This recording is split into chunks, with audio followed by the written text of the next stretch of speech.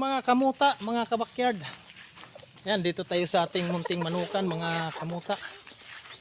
Natapos na natin ang trabaho natin dito.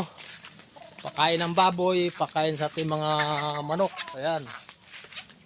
Maya naman, ayun, pupunta naman ako dun kay nanay. Kasi ako naman ang mag-aalaga ni nanay ngayon. Yan ang daily routine ko, mga kamuta, mga kabakyard.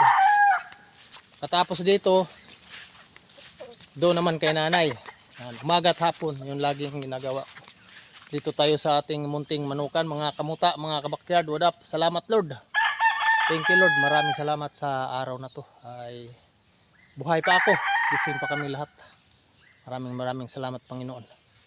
Thank you Lord sa araw na to. Maraming salamat. God bless sa ating lahat.